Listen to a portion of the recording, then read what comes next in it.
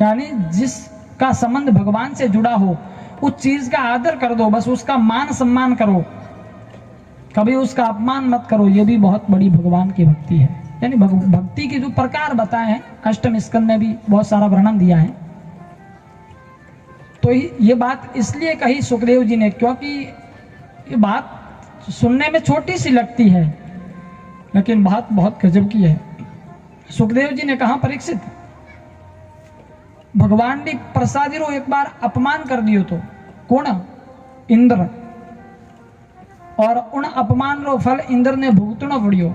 हुयो यूं कि दुर्वासा ऋषि जका बहुत क्रोधी महात्मा वह गया भगवान के धाम में। तो भगवान दुर्वासा ऋषि ने प्रसादी माला पहनाई। प्रसादी माला पहन और दुर्वासा ऋषि आ रहा है तो बीच रास्ते में इंद्र भगवान आया, हाथी माते बैठा है। दुर्वासा ऋषि मन में विचार करो, रे भाई ए देवताओं का राजा है, इंद्र है, और आपा माला पहरी घुमा, आ माला तो आने गला में ठीक है, खतरों को नहीं।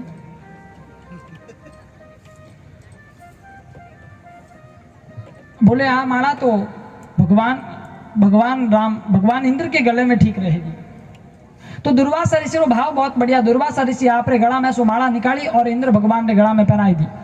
पर इंद्र ने कहा, लो पैर उड़ी माला आपा ने पहरावे। निकाली आप रे गला में और पहनाई दी हाथी ने। खुदरे हाथी जो है ना ऐरावत, उसको पहना दी। वो तो बेचारा हाथी है, जानवर है, उसने सूंड से माला को तोड़ दी।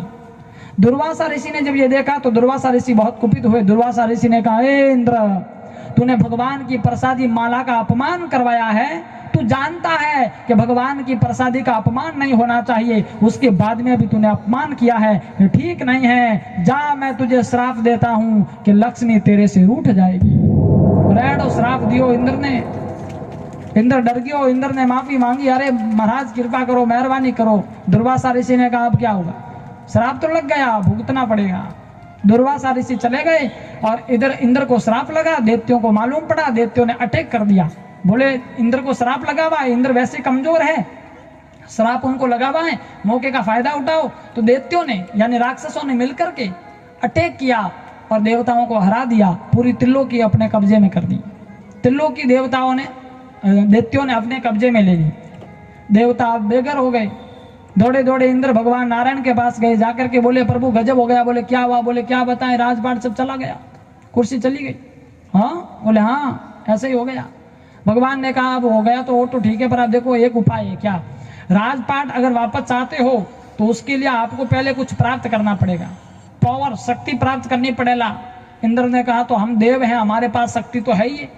अरे बोले था हमें शक्ति है पर इतनी कौन नहीं जितनी राक्षसों में, क्योंकि राक्षस बहुत पावरफुल है, ताकतवर है भाई।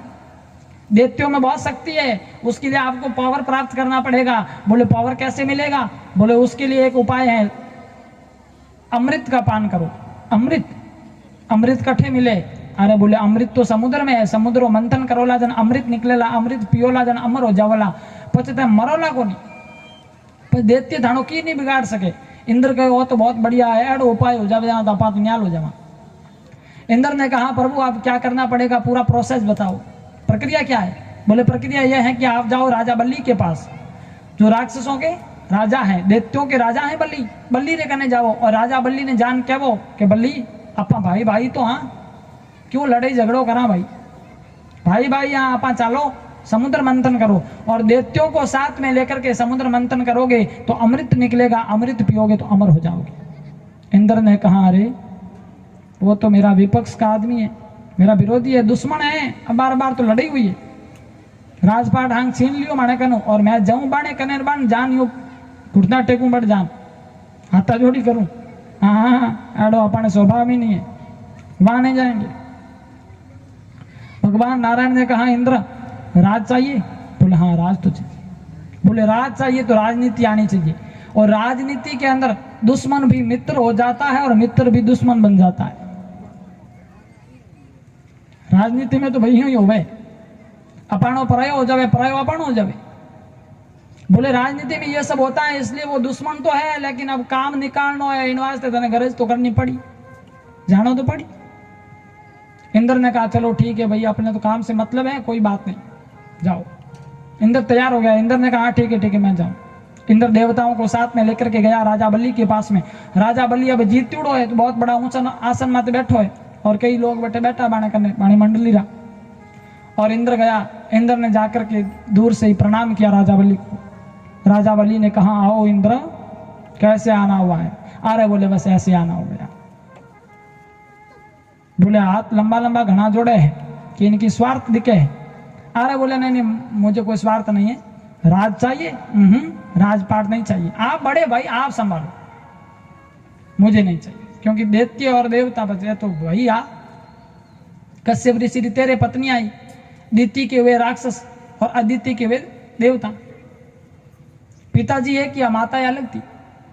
बोले अपन भाई भाई है, आप संभालें और हमें राजपाट नहीं चाहिए। पर एक बात है बलि राजा, मैं आपके पास एक काम आया हूं। बोले काम क्या है? बोले मैंने ऐसा सुना है कि समुद्र का मंथन करेंगे तो अमृत निकलेंगे, अमृत पिएंगे तो अमर हो जाएंगे। पर आपा कभी मरा कौन नहीं, तो बहुत बढ़िया उपाय है नहीं, आपा मिल ने समुद्र मंथन करा और यूं बाता में लियो। इंद्र के ये बात करना बड़ो मायर, एडी बाता करी एडा बाता करी कि बलि है जो बाता में आ गई। राजा बलि ने कहा हाँ ठीक है ठीक है ठीक है, फिर पिए, हम तैयार है, क्या करें?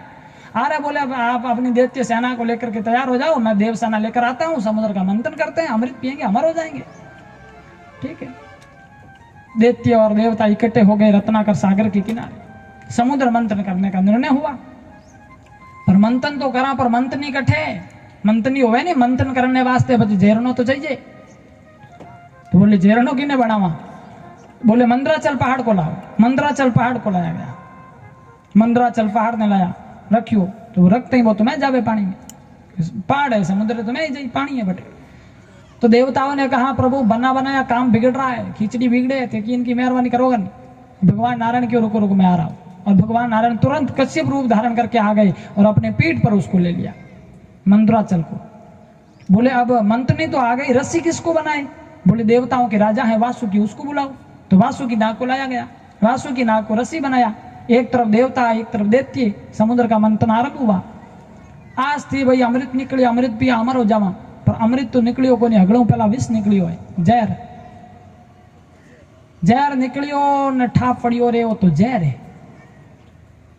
राजा बलि कहो दैत्यो ने किसको, देवता बहुत चालबाजी करे, गड़बड़ कर देला, विष देर मार देला सभा ने, भाग जाओ हटो।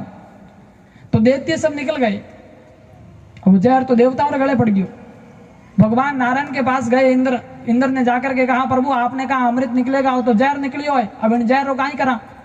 और कालकुट नाम का जहर वो समुद्र मंथन से निकला, और इतना खतरनाक जहर, उसकी शक्ति इतनी कि अगर पृथ्वी पे डाले तो पृथ्वी के टुकड़े हो जाए। देवताओं ने कहा गड़बड़ हो सकती है, क्या करें? भगवान नारायण ने कहा तो हमारे कहने की लाया हो, मैं क्या ही करूं, मैं पीऊं कहीं? बोला आप ही तो कहो समुद्र मंथन करो, अमृत निकलियो, अमृत पियो थे।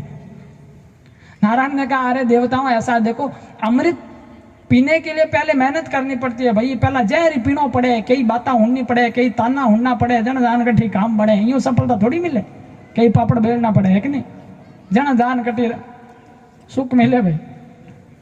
तो पहले विष पीना पड़ता है फिर अमृत मिलेगा।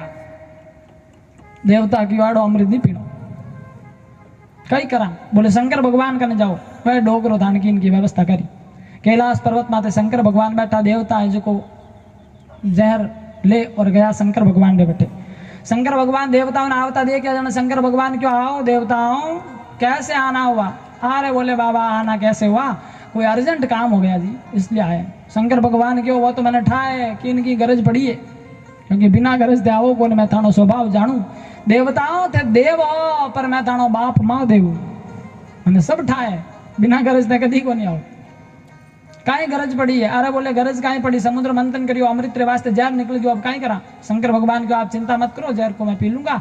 और शंकर भगवान ने देवताओं की स्थिति को देखते हुए उस जहर का पान किया, हलाल शंकर भगवान ने पिया। देवता वापस आए, भगवान नारायण से मिले, भगवान नारायण ने कहा दोबारा समुद्र मंथन करो, फिर दैत्यों को मनाया, फिर से समुद्र मंथन हुआ, 14 प्रकार के रत्न निकले।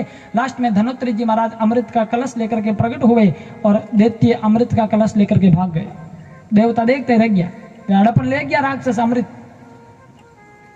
देवता ढीलो मुंडो का अनपाचा या नारायण भगवान का, नारायण भगवान क्यों कई बात है, मुंडो लटकाई होगी, अरे वो लटकावा नहीं तो करा गई, इतनी मेहनत करी, अमृत निकली और ले गया वे देवता, अब कई करा? दैत्य ले गया, मान तो कि हाथी को नहीं आयो, मैं तो बेहता जड़ा जड़ा। भगवान नारायण क्यों देवताओं उन वास्ते तब मनीष काम करना पड़ी, क्योंकि राक्षस अब थाने ताबे में आवन वाला नहीं है, राक्षस बुद्धि थाने ताबे में नहीं आवे, उन वास्ते मनीष आना पड़ी। और तुरंत भगवान ने मोहिनी रूप धारण किया और ऐसी लीला की कि वो अमृत देवताओं को पिलाया और दैत्यों को विष पिलाया। और दैत्यों को मालूम पड़ा तो दैत्यों ने वापस देवताओं से युद्ध किया। अब की बार युद्ध का परिणाम ये निकला कि दैत्य से हार गए, देवता जीत गए। लेकिन दैत्यों में थे गुरु शुक्राचार्य, राजा बलि के गुरु शुक्राचार्य। वो क्या संजीवनी विद्या जानते थे और उन्होंने ऐसी संजीवनी विद्या की राक्षसों को पुनः जिंदा कर दिया, वापस जीवित हो गए राक्षस।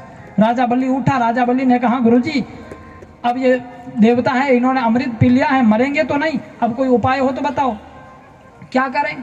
बोले मर नहीं सकते तो क्या वह हरा तो सकते हो।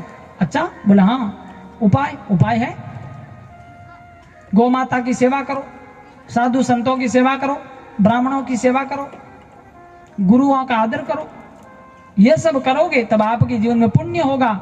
और पुण्य का बल इतना है कि पुण्य के बल से आप देवताओं को भी हरा सकते हैं। यह पुण्य की ताकत। आप रे कने अगर पुण्य रो खजानो वेला तो आप देवताओं ने भी हरा सको। तो राजा बलि ने यह सब किया और यज्ञ हवन अनुष्ठान भी किए, बहुत पुण्य कमाया। और एक समय ऐसा आया, शुक्राचार्य ने कहा बलि जाओ अब देवताओं पर अटैक कर दो। और ऐसी चढ़ाई करी देवताओं पर कि पुनः देवता हार गए और दैत्य जीत गए।